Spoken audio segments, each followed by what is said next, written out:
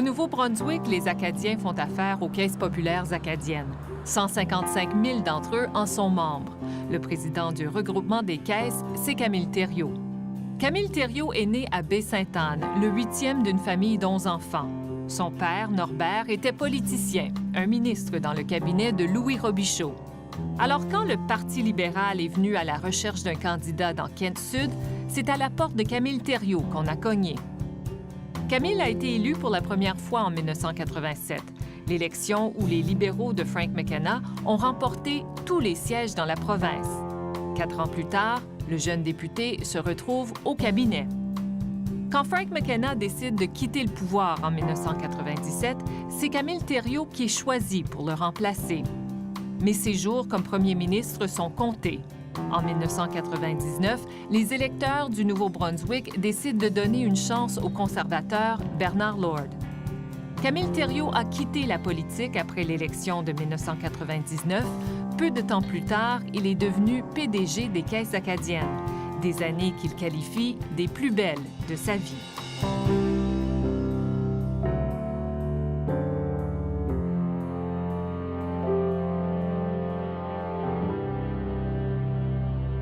Camille Thériault, bonjour. Bonjour. Monsieur Thériault, vous venez de Baie-Sainte-Anne, au Nouveau-Brunswick.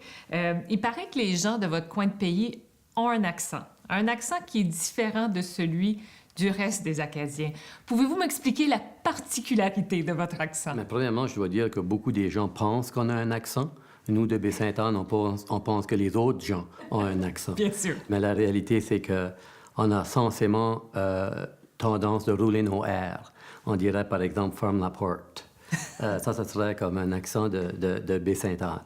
Mais Baie-Sainte-Anne, c'est un petit village de pêcheurs qui est connu vraiment pour avoir été le village natal de Yvon Durel, qui était un boxeur canadien qui est venu à un cheveu près de gagner le championnat mondial à Montréal dans les années 50. Donc, c'était définitivement notre héros. Et c'est un village où les gens travaillaient dans la région de la Miramichi, donc définitivement plus en anglais.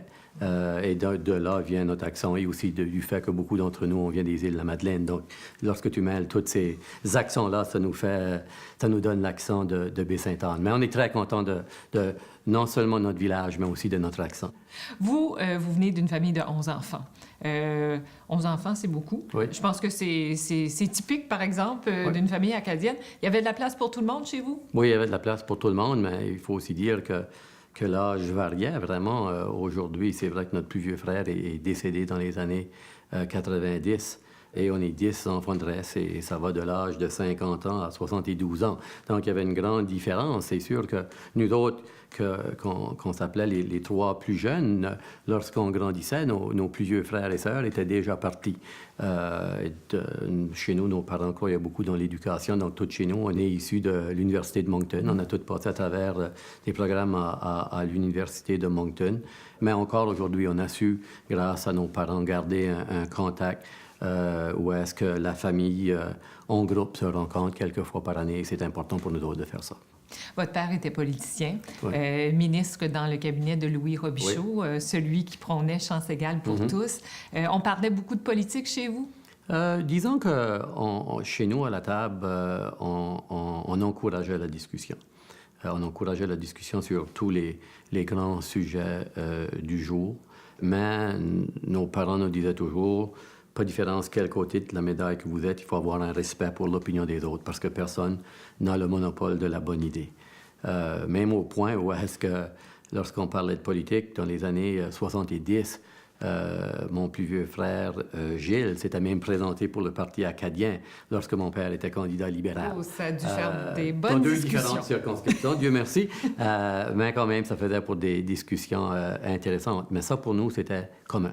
Ça, pour nous autres, de s'exprimer dans le respect, d'avoir des divergences d'opinion, c'était totalement acceptable chez nous. Vous étiez quand même assez jeune lorsque Louis Robichaud est arrivé au pouvoir. Est-ce que vous avez des souvenirs de cette élection-là, de cette campagne-là? C'est sûr que moi, M. Robichaud a été élu dans les années 60, donc moi j'avais seulement 5 ans à ce moment-là. Mais il y a un moment que je me rappellerai toujours, j'aurais peut-être eu probablement une douzaine d'années. Nous autres, on était permis de suivre notre père pour aller à des réunions politiques, surtout pendant les campagnes électorales. Et il y a une tradition qui existe au Nouveau-Brunswick depuis Louis Robichaud, que le Parti libéral finit toujours son dernier meeting public dans la communauté de Négoac, qui était vraiment dans la circonscription de mon père à ce moment-là. Et je me rappelle, à une des rencontres politiques qu'on a été, la salle était tellement bandée de monde que les gens ont pris M. Robichaud puis l'ont mis sur leurs épaules pour l'amener en avant de la salle pour qu'il puisse donner son discours. Donc ça a resté avec moi pour longtemps. Et aussi d'entendre mon père, lorsqu'il était impliqué dans le programme de chance égale conçu par M. Robichaud, et lui était responsable comme ministre des Affaires municipales de vendre ce programme-là, qui nous racontait les histoires d'aller dans des villes, surtout anglophones, dans les grandes villes, Saint-Jean par exemple, et de se faire tirer des tomates parce qu'il voulait implanter le programme de chance égale, qui en fin de compte bénéficiait autant les anglophones du sud de la province que nous, les Acadiens du nord. Donc c'est sûr qu'il y a eu au cours du moment où on grandissait, des moments où est-ce qu'on se rappelle de l'implication de mon père en politique. L'implication de votre père en politique, des discussions politiques autour de la table, l'éducation était sans doute quelque chose de très important chez vous? Aucun doute. L'éducation, l'accès à la santé, c'était très important. Et aussi, notre père nous encourageait de rêver. Notre père croyait que c'était pas important de où tu venais. Mais quand tu avais des rêves, il fallait vraiment foncer. Il fallait aller de l'avant puis essayer de suivre ses rêves et de rêver grand. Que tu pouvais, à partir de Baie-Sainte-Anne au Nouveau-Brunswick, de réussir. Et chez nous, lorsque je regarde professionnellement les 10 enfants, je crois qu'on est quand même parmi les familles acadiennes chanceuses où est-ce qu'on a pas mal assez bien réussi professionnellement. Et vous, est-ce que vous rêviez de faire de la politique? C'est vraiment drôle. Il y avait, à un moment donné, en 9e année, il y a une enseignante qui a posé la question de qu'est-ce qu'on voulait faire lorsqu'on allait grandir. Puis je me rappelle, c'est tout à fait normal. Les gens disent, ah ben moi, je veux être pêcheur comme mon père, je veux être médecin, je veux être pompier. Puis moi, j'avais levé ma main, puis j'ai dit, je voulais être premier ministre. Monsieur Thériault, quand on arrive chez vous, on voit les magnifiques toiles un peu partout, très colorées sur vos murs. Celle-ci en particulier, tout à fait en rentrant, elle a une histoire, je pense. Oui, celle-là, elle est symbolique pour moi. C'était lors d'un voyage à Québec, Lynn et moi, on marchait dans le vieux un dimanche matin. Puis j'ai vu ce tableau-là dans la vitrine et j'ai dit, celle-là, on la jette. Puis elle dit, mais non, tu sais pas quoi ça coûte, tu connais pas l'artiste. Non, j'ai dit, on la jette pareil. Puis ensuite, en entrant dedans, puis c'est tout à fait les couleurs. Puis ça, mais pour moi, c'était bien plus que ça. C'était le chandail des Canadiens et le numéro 21. Naturellement, les Canadiens, c'est mon équipe de hockey favorite, ça c'est très clair. Numéro 21, c'était porté par Camille Henry. Camille Henry est un joueur québécois qui joue au hockey avec les Rangers de New York. Et moi, mon nom, c'est Camille Henry Thériault. Mon père m'avait nommé Camille Henry à cause de Camille Henry, le joueur de hockey. Et l'autre chose, le fait inusité, c'était que pendant que moi je jouais au hockey, pendant que mon fils jouait au hockey, on a toujours porté le numéro 21.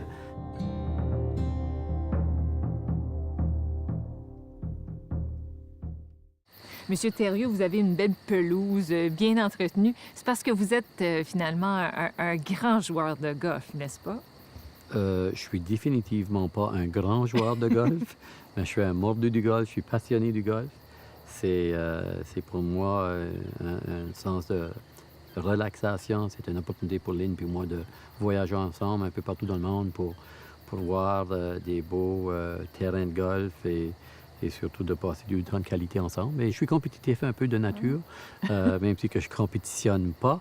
On joue beaucoup au golf avec un de mes frères puis des amis de jeunesse. Votre terrain préféré? Il y en a un? Terrain préféré, vraiment, c'est un nouveau terrain en Nouvelle-Écosse, dans le Cap-Breton, qui s'appelle Cabot Links.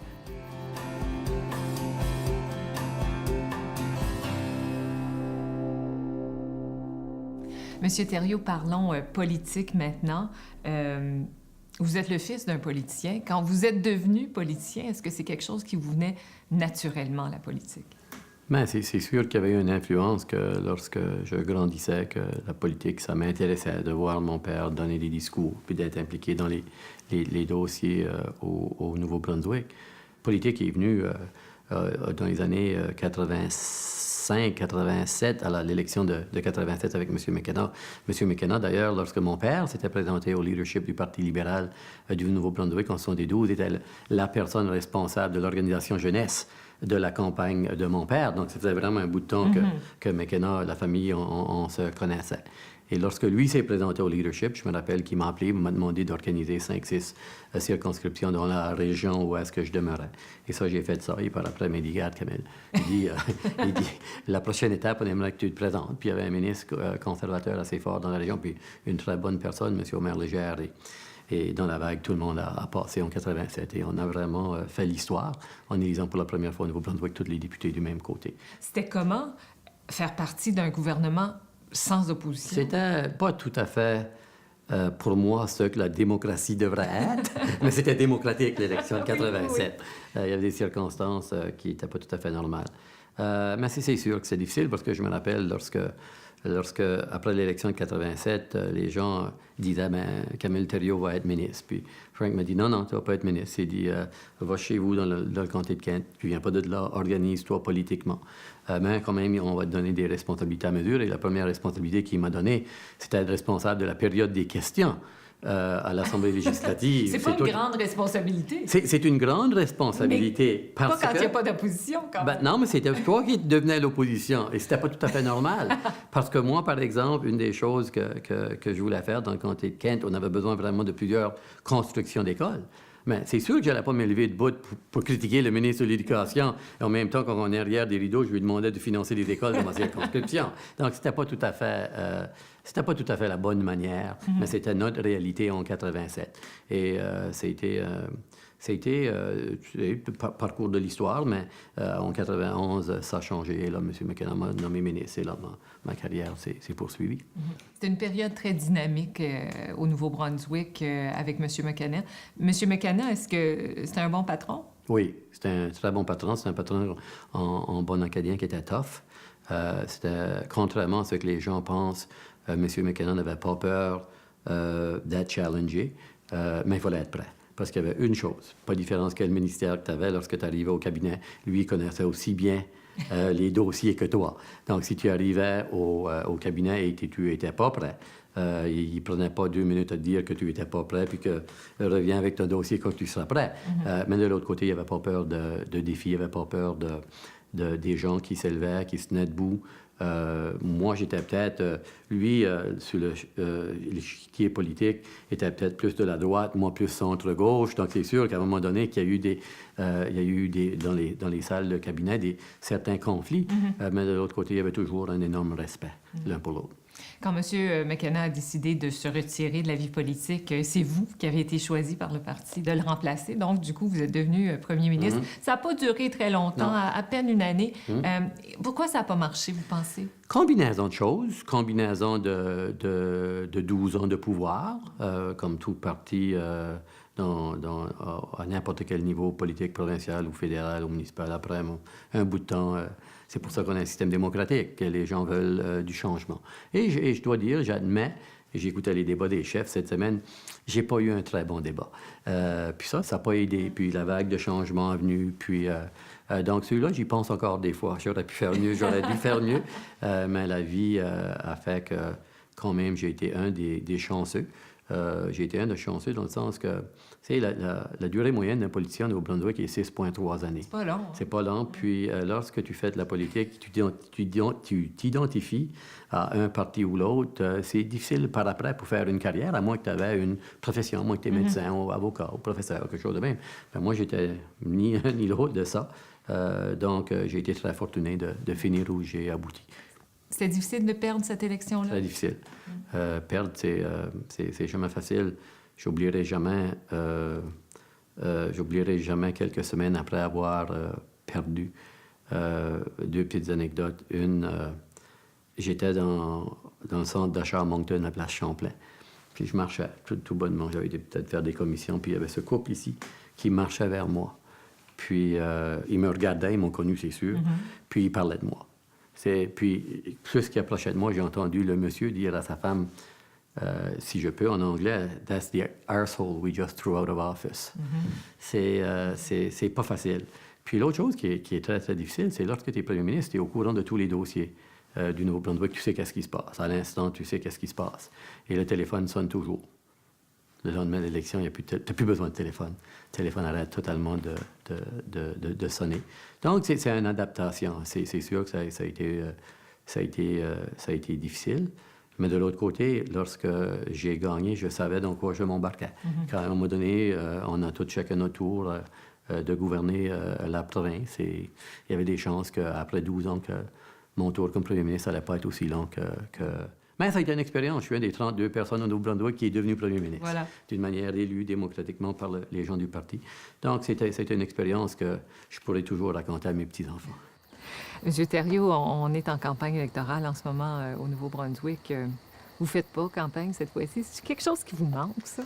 Mais en réalité, je dirais probablement à tous les 4 ans, lorsqu'il y a une élection, il y a un petit peu de toi-même qui... un petit pincement au cœur. Absolument, absolument. Mais de l'autre côté, moi, je suis un de ceux-là qui croit que tu fais une carrière en politique et après ça, il faut laisser la place aux autres. On en discute régulièrement, mais publiquement, j'essaie de ne pas faire de politique à cause de l'emploi, à cause des caisses populaires. On a des membres qui sont de tous les partis. Il faut respecter ça. Est-ce que vous aimiez ça, faire des campagnes? Oui, campagne. J'adorais faire la campagne. J'adorais faire la campagne lorsque j'ai commencé dans la circonscription de Kent-Sud. Je me rappelle la première campagne, j'ai visité 3847 maisons. Je pouvais dire exactement où tous les chiens étaient, les pitbulls, toutes les maisons, je les ai faites une à une. Ensuite, j'ai adoré faire la course au leadership pour la chefferie du parti, de connaître la province, comme peu de gens ont la chance de connaître des gens fantastiques d'un peu partout de la province. La campagne électorale que j'ai perdue était plus difficile, surtout parce que, pas que j'aimais pas ça, mais quand tu arrives à le milieu de la campagne et t'es proche, je dis, regarde, la campagne est finie, on a perdu ça, il faut faire le mieux qu'on peut pour 2 semaines. Caballer, quand tu sais que tu perds, c'est moins intéressant. Mais il n'y a aucun doute que la partie de sollicitation, la partie de demander aux gens pour leur support, leur expliquer pourquoi tu devrais l'avoir, ça, j'aimais beaucoup ça.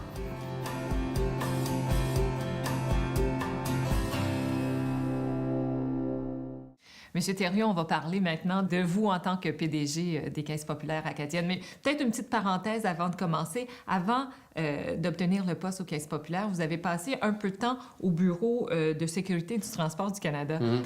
Sans doute une nomination politique après l'élection. Mais ça n'a pas été une belle expérience pour vous, hein? Non, oui, c'était un appointement de patronage, en bon français. M. Chrétien m'avait appointé là, après l'élection de 99. Mais chaque jour que j'ai été à Ottawa, j'ai pas aimé ce que je faisais. Et de là, ma décision de couper court le mandat qui m'avait été donné. Je n'étais pas passionné. Je ne comprenais pas pourquoi qu'un avion tombait dans les airs ou je ne savais pas pourquoi qu'un train sortait de la traque. Comme je ne comprenais pas ça, mon background n'était pas fait pour ça. J'ai vécu quand même des expériences intéressantes avec Swiss Air où est-ce qu'on était dévoilé le rapport un peu partout à la grandeur du monde et des expériences qui resteront avec moi pour toujours. Mais ce n'était pas une bonne période, disons. Alors, quand la Fédération des Caisses acadiennes est venue cogner à votre porte, ça vous a délivré en quelque sorte? Mais j'avais avisé le premier ministre Chrétien à ce moment-là que je voulais retourner au Nouveau-Brunswick. Vous avez le mal du pays, hein? Oui, absolument. Absolument. Sans aucun doute, pas honte de le dire, même fier de le dire. Je me rappelle d'avoir appelé M. Chrétien pour lui dire ça, et M. Chrétien a dit exactement ce que je pensais qu'il allait dire. Regarde, j'ai aidé une fois, j'ai aidé pas une deuxième. Hey, M. Chrétien, je n'ai pas d'aide, merci pour ce que vous avez fait, mais je vous avise déjà que je suis à la recherche et je suis en négociation. Donc, c'était une surprise lorsque je suis arrivé aux Caisses populaires. Premièrement, c'était la première fois de l'histoire des Caisses populaires que le mouvement à l'extérieur cherchait un PDG. Et ça me rappelle de l'entrevue que j'ai dû passer à travers. J'avais dit en commençant l'entrevue, j'ai dit, regarde, si vous cherchez un banquier ou vous cherchez un vendeur d'assurance, vous avez la mauvaise personne. Puis j'oublierai jamais, la madame, elle a dit, mais qu'est-ce que tu sais faire? Pourquoi tu appliques pour un job de banquier puis d'assurance? Ben moi, pour moi, c'était clair que les caisses un des joyaux de l'Acadie, ben, il fallait la moderniser, il fallait la réénergiser. Puis moi, j'ai dit que je peux transformer, je peux évaluer le talent qui est là, puis je peux faire travailler les gens ensemble. Donc, c'est ça que j'amène. Je peux faire vraiment, peut-être, rayonner le mouvement plus qu'il a rayonné au cours des dernières années. Vous avez dit que c'était le début des 11 plus belles années de votre vie. Mm-hmm. Oui, ça a été pour moi une expérience incroyable. J'ai été impliqué dans tous les dossiers importants au Nouveau-Brunswick. J'ai une nouvelle conjointe dans les dernières 10 années qu'on passe beaucoup de temps ensemble, puis on fait beaucoup de choses ensemble. Donc, ça m'a donné la chance un deuxième souffle, si vous voulez, ou un troisième souffle, si vous voulez. Puis j'adore cette transformation-là qu'on continue à faire. J'adore travailler avec les employés. Tu sais, les gens disent toujours, les gens du nord du Nouveau-Brunswick, tu sais, c'est comme il n'y a rien là, c'est du monde qui travaille aux usines, puis ça manifeste. Mais savez-vous de quoi? De Caraquet au Nouveau-Brunswick, on opère une entreprise de 3,4 milliards de dollars, qui est la plus grande entreprise financière au Nouveau-Brunswick. Donc, on a de quoi être fiers. Dites-moi, quelle est l'importance des caisses populaires acadiennes pour le développement économique des Acadiens? Bien, premièrement, il y a 1 000 employés dans les caisses populaires acadiennes, une masse salariale au Nouveau-Brunswick dans la communauté acadienne de 80 millions de dollars. On finance les petites et moyennes entreprises à peu près autant de 1 milliard de dollars. Donc, c'est sûr qu'on a un impact. On a donné une chance aux gens, les Acadiens et les Acadiennes francophones de Nouveau-Brunswick, de se développer en ayant un outil qui leur appartenait. Moi, je crois que l'Acadie serait beaucoup différente si ce n'était pas des caisses populaires. Et c'est pour ça que c'était important de continuer à se transformer, à se moderniser. Pas pour le bien de la caisse, mais pour les besoins changeants de nos membres. Parce qu'aujourd'hui, les membres vont moins à la caisse, ils vont moins aux banques, ils font toutes leurs transactions par Internet. C'est par guichet. Donc, si nous autres, on ne s'adapte pas à la réalité, si que le jeune arrive, il est 2 heures du matin, puis il va appliquer pour une hypothèque, on devrait pouvoir lui offrir les services dont lui a besoin dans le temps que lui les veut. Et c'est pour ça qu'on doit continuer à se transformer, parce que, contrairement au passé, les gens étaient fidèles à leurs institutions financières. Aujourd'hui, surtout les jeunes, même les moins jeunes, ils magasinent. Ils magasinent pour des taux et pour du service. Et c'est pour ça que nous autres, on doit continuer à être les meilleurs. Alors, comment est-ce que vous faites pour, justement, maintenir des taux concurrentiels quand vous faites quand même concurrence aux grandes banques? Bien, il faut qu'on soit plus efficace. Il faut on demande aux employés de faire plus avec moins. On essaie de faire plus de travail avec moins d'employés. On essaie, là, on est dans un grand projet de réorganisation. Au lieu d'avoir 15 caisses, on aurait une caisse, pas de fédération, pas d'office, mais une entité de 3,4 milliards de dollars. Donc ça, c'est notre gros projet de société, cette grande transformation-là. Tu sais, il faut se rappeler que pour savoir où tu veux aller, il faut te rappeler toujours où c'est ce que tu deviens. Et nous autres, on vient de parents d'église avec des 5 cents puis des 10 cents parce que les anglophones ne voulaient pas nous prêter de l'argent 75 ans passés. Et aujourd'hui, ce n'est pas une question de ne pas avoir la chance de pouvoir prêter de l'argent, mais c'est de rebâtir ce sentiment d'appartenance, cette fierté d'être appartenu par les 150 000 membres acadiens francophones du Nouveau-Brunswick qui ont eux autres mêmes œuvré à développer cette institution qui les appartient et qui a transformé l'Acadie au cours des 75 dernières années.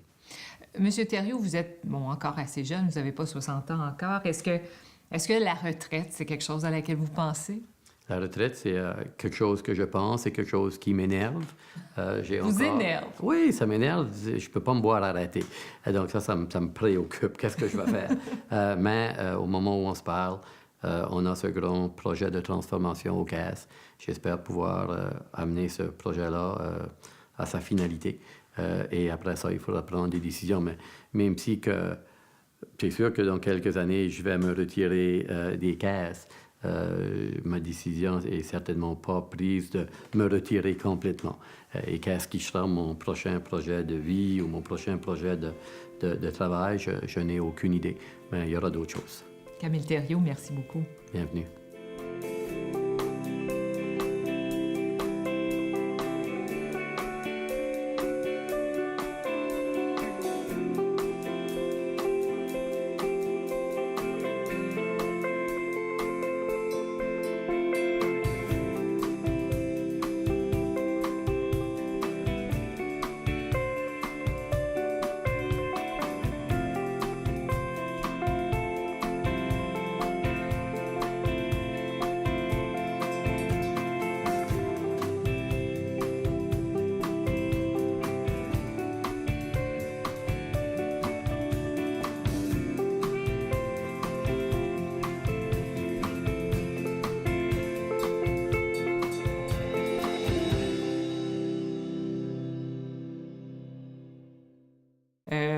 11 enfants, c'est beaucoup. Oui. Je pense que c'est typique, par exemple, Oui. d'une famille acadienne. Il y avait de la place pour tout le monde chez vous? Oui, il y avait de la place pour tout le monde, mais il faut aussi dire que l'âge variait vraiment. Aujourd'hui, c'est vrai que notre plus vieux frère est décédé dans les années 90.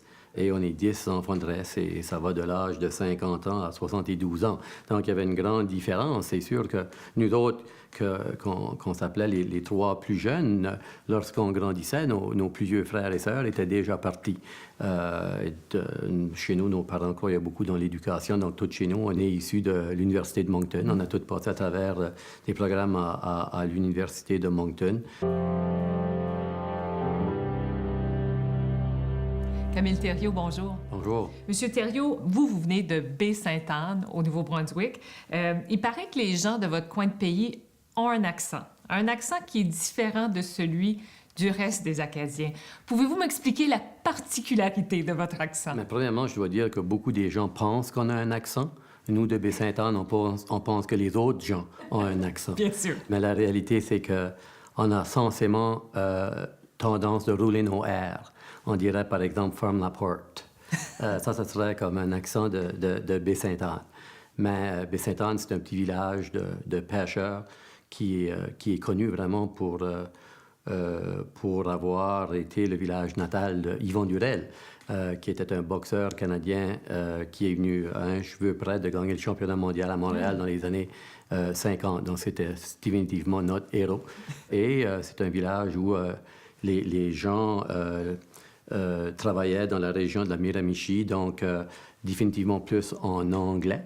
Et de là vient notre accent et aussi du fait que beaucoup d'entre nous, on vient des îles de la Madeleine. Donc, lorsque tu mêles tous ces accents-là, ça nous donne l'accent de Baie-Sainte-Anne. Mais on est très content de non seulement notre village, mais aussi de notre accent.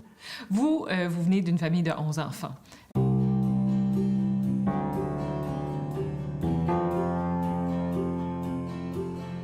Au Nouveau-Brunswick, les Acadiens font affaire aux caisses populaires acadiennes.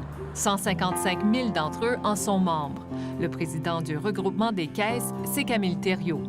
Camille Thériault est né à Baie-Sainte-Anne, le 8e d'une famille d'11 enfants. Son père, Norbert, était politicien, un ministre dans le cabinet de Louis Robichaud. Alors, quand le Parti libéral est venu à la recherche d'un candidat dans Kent-Sud, c'est à la porte de Camille Thériault qu'on a cogné. Camille a été élu pour la première fois en 1987, l'élection où les libéraux de Frank McKenna ont remporté tous les sièges dans la province. 4 ans plus tard, le jeune député se retrouve au cabinet. Quand Frank McKenna décide de quitter le pouvoir en 1997, c'est Camille Thériault qui est choisi pour le remplacer. Mais ses jours comme premier ministre sont comptés.